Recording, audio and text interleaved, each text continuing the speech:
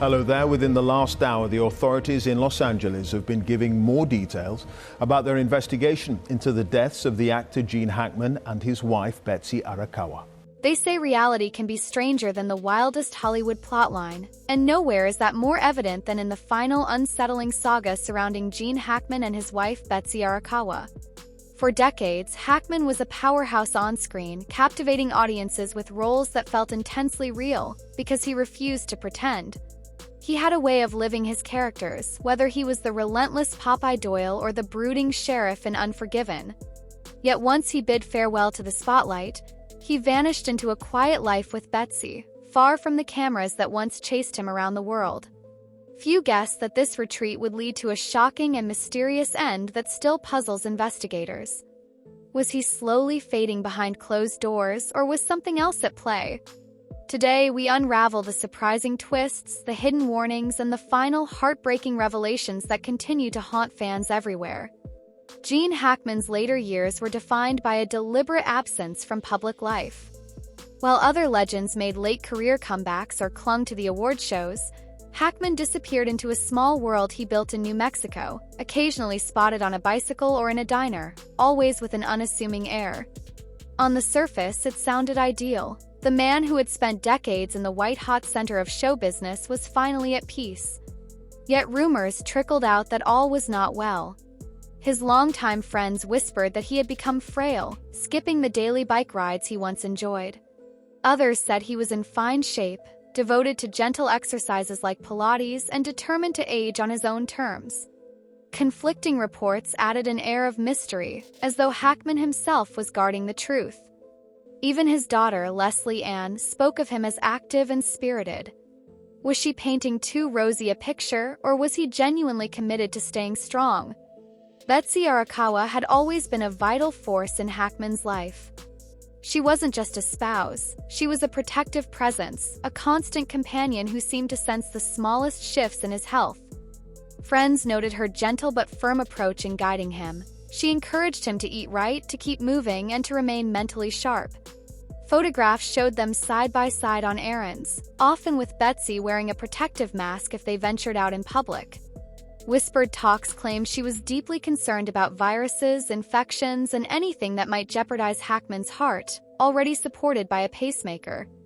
The more cautious she became, the more he withdrew. And just like that, their once lively social circle dwindled to a few close friends. Some insisted they were simply enjoying each other's company, detached from the chaos of the world. Yet others saw it as a sign. Isolation often cloaks deep troubles. No one could have predicted the dark turn their seemingly peaceful life would take. On a cold morning in Santa Fe, hired maintenance workers arrived at the couple's home for a routine check, a job they had done many times before. From outside, nothing appeared amiss. The house stood silent, curtains drawn, no footprints or tire tracks suggesting recent activity. They expected someone to open the door, greet them politely, and show them where to begin. Instead, they were met by an eerie stillness. After repeated knocks and no response, one worker decided to look in through a nearby window. The sight stopped him cold. Hackman, motionless on the floor near the foyer, his cane and sunglasses dropped haphazardly beside him. The situation was too surreal to process. Instinct and panic kicked in as they called the authorities. Police found no signs of forced entry, no evidence of a break-in, no shattered glass. The interior looked mostly untouched except for one horrifying detail. Betsy's body was found in a nearby bathroom, as though she had collapsed near a portable heater. Stranger still, one of the couple's dogs was also discovered deceased, while the other two were alive but visibly distraught. Right away, investigators knew this would not be a simple open-and-shut case. Multiple prescription bottles were scattered about, and an open container of pills near Betsy's side ignited instant speculation of an accidental overdose. Yet how likely was it that both could die around the same time from medications they had presumably been taking for years? Even more unsettling was the timeline. Initial observations of Betsy's body suggested that she may have died days earlier than Gene Hackman. In other words, he might have spent some final days or hours alone with his wife's body, unable or unwilling to call for help. Perhaps he didn't even know she had passed. Perhaps he was too frail to use the phone. Perhaps he was in denial. The deeper investigators dug, the more it seemed like the ultimate puzzle, full of confounding details that offered no immediate clarity. While the official stance was that no foul play was detected, the public's imagination ran wild. Was there a leak of toxic gas? A silent infection or virus that crippled them both? Or something heartbreakingly simple, like one collapsing from a sudden medical event and the other too weak to cope?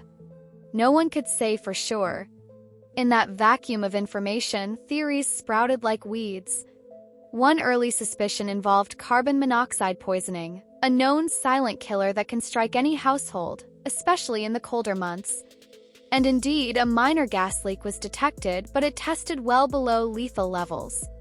Others pointed to the possibility of an accidental double overdose or a fatal reaction to mixing prescription medications.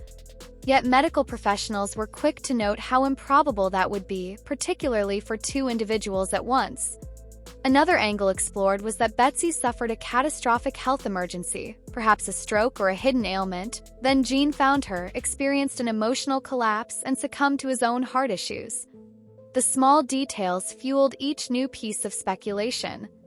On top of it all, the dog's conditions raised a swirl of questions. If the house was too toxic for the humans, why had only one dog died? Could they have starved?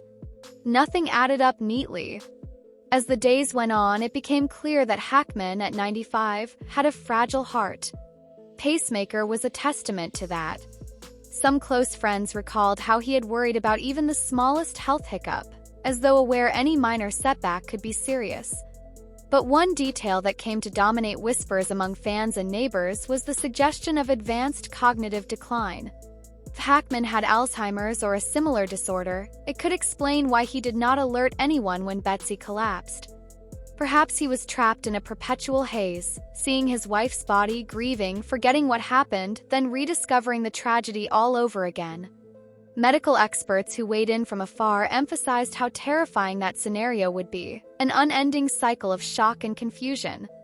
The final autopsy indicated multiple contributing factors, but the heartbreak behind it all was undeniable. If his mind truly was failing, he may have spent those last hours in utter torment, unable to recognize that he needed help or even recall how to seek it. Eventually, the most chilling piece of the puzzle emerged. Betsy Arakawa had apparently contracted hantavirus, a rare but lethal infection spread through rodent droppings. Investigators concluded that, living in a rural area, the couple might have unwittingly stirred up particles in a shed, a garage, or some storage space. Hantavirus begins much like the flu: fatigue, aches, a mild fever, lulling its victims into thinking they'll recover with rest. But within days, it can escalate into severe pulmonary issues, often flooding the lungs with fluid. Many who contract it never realize how dire their situation is until it's too late.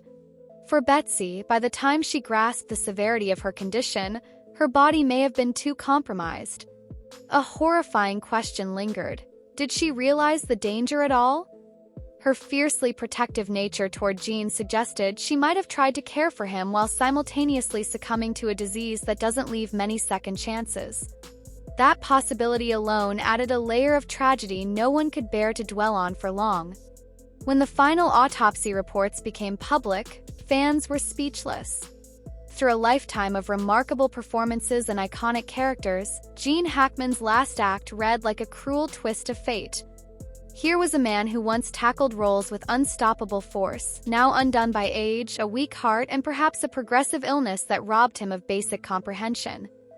Here was a woman, quiet and graceful, undone by a virus most people still know nothing about.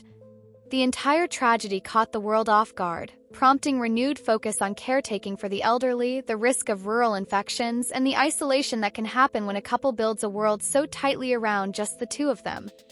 News outlets covered the story extensively, but the final blow to the hearts of movie lovers came from the tributes pouring in from Hollywood's elite. Al Pacino, who had once collaborated with Hackman, remembered him as a titan of authenticity, an actor who never played for applause but for the truth of each scene. Clint Eastwood recalled their work on Unforgiven, saying Hackman had a presence that any director would fight to capture. Tom Hanks, who grew up admiring Hackman's gritty style, spoke of him as a man who reshaped the landscape of cinematic storytelling. Robert De Niro praised his uncanny ability to immerse himself so deeply in a role that audiences forgot he was acting at all. Even younger talents like Leonardo DiCaprio, who shared the screen with him in The Quick and the Dead, expressed a profound sense of loss, emphasizing how Hackman's on-set aura made everyone around him strive for more depth, more realism. The volume of these tributes and the sincerity behind them left no question that Gene Hackman's impact on film remains colossal. He never seemed to chase celebrity, nor did he thrive on red carpet moments. His legacy stemmed from a deep-rooted love for the craft itself, a commitment that reshaped how audiences view characters. He was proof that an actor could be quiet off-screen yet roar to life before the camera. Whether he was playing an unhinged detective, a villainous sheriff, or a nuanced father figure, people believed him because he believed it himself. That ethic touched everyone who worked with him and set an impossibly high bar for method and dedication. In the end, it's this authenticity that stands as Hackman's greatest legacy, underscored by the heartbreak of how his life ended. He spent decades showing us the raw and unfiltered dimensions of humanity on screen, only to endure such a painfully raw fate in real life. Today, as fans revisit his towering performances, there's a bittersweet feeling, an appreciation for the brilliance he brought us, balanced against the sorrow of what he and Betsy went through at the end. While the official files may explain that hantavirus felled Betsy and a heart condition felled Gene, the emotional truth is far more poignant. Two people who stood by each other for more than 3 decades slipped away in near silence, leaving behind questions, confusion, and an outpouring of grief from every corner of the film industry. Yet perhaps that is where we find the broader meaning of their story. It is a reminder of how delicate life can be, even for legends. It urges us to consider those in our circle, relatives, neighbors, friends, who might be struggling in solitude. Sheds light on illnesses we rarely think about and shows us the importance of staying aware, even in seemingly idyllic circumstances. And while it's agonizing to think of Gene Hackman grappling with memory loss or confusion in his final hours, maybe there is a certain poetic resonance in it all. He gave everything to his performances, so fully that, when he finally left the stage of life, he took no grand curtain call. He simply vanished into the quiet shadows he'd chosen in retirement. Hollywood had never seen a figure quite like Gene Hackman, and it is unlikely we'll see another. From the unstoppable energy of Popeye Doyle to the haunted complexity of Little Bill Daggett, his characters taught us that morality, heroism, and villainy often exist in shades of gray. Directors sang his praises for making even the darkest or most stoic roles deeply human, exploring the contradictions that define us all. Not many actors can claim to have shaped the entire trajectory of film genres, from crime thrillers to westerns, but Hackman managed it without ever seeming to try. His influence lives on in every actor who digs deeper for a genuine performance, in every film that dares to explore a flawed protagonist, and in every viewer who can't quite forget a role he brought to life decades earlier. And what of Betsy Arakawa? While the world primarily knew her as the wife of a famous actor, those closest to the couple understood her as a warm, creative individual who found solace in playing music and supporting her husband's pursuits. By all accounts, she was the quiet architect of Hackman's final years, helping him transition into a life of painting and writing well away from the relentless swirl of show business. Though she never sought the limelight, her influence is apparent in the calm, introspective works that Hackman produced after leaving acting. Her untimely end via silent yet vicious infection underscores how unpredictable life can be, especially in secluded environments. Countless fans, once unaware of hantavirus, now take the possibilities seriously. It's not the legacy Betsy wanted, but perhaps it's a cautionary reminder that can save lives. As the final chapter of this story, we're left to contemplate a powerful truth. Even the most celebrated figures can slip away without notice. A legendary actor, a devoted wife, 3 dogs, an otherwise unremarkable morning in New Mexico. A set of circumstances so bizarre that people still question if it really happened.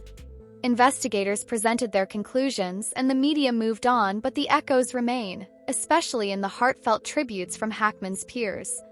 Al Pacino, Clint Eastwood, Robert De Niro, Dustin Hoffman, Tom Hanks, Leonardo DiCaprio, Martin Scorsese, Steven Spielberg. These are not lightweights offering polite remarks. These are titans in their own right, each testifying to the greatness Gene Hackman brought to film, and each seeming deeply rattled by how his life ended. There is, of course, no single answer that ties everything together perfectly. In some sense, we're meant to accept the facts. Betsy succumbed to a rare virus. Gene likely suffered heart failure, possibly compounded by severe disorientation. Their bodies were discovered days apart, yet under the same roof, leaving an unsettling gap in time that no one will ever fully explain. The heartbreak is the final note, echoing the realism Hackman championed on screen. Life can be cruelly mundane, even for the extraordinary. So, what can we take away from it all? Maybe it's an appreciation for the fleeting nature of our existence, or a heightened sense of vigilance about the hidden dangers in our own homes and routines. Perhaps it's a renewed commitment to check on older loved ones, especially those who isolate themselves, or a push to learn more about diseases like hantavirus before tragedy strikes. For the film community, it's a deep, sobering breath at the loss of one of the greatest actors of our time, a man whose name has become synonymous with genuine, heartfelt artistry. And for the rest of us, it's a story to remind us that behind every legend is a mortal life, with fears, vulnerabilities, and heartbreaks we might never see until it's too late. Gene Hackman didn't want a big farewell. If anything, he chose to quietly fade from the limelight and exist in the world on his own terms. Some might call that reclusive. So, what do you think about all these revelations, the gradual isolation, the mysterious circumstances, and the puzzle pieces that only partially fit? Share your thoughts, because the story doesn't truly end until we've learned what it has to teach us. And if this account moved you, remember to like, subscribe, or pass it along to someone else who might be equally stunned by how quickly even the mightiest lights can dim. Till next time, stay curious, stay informed, and never forget the hidden stories that can change our understanding of the icons we thought we knew.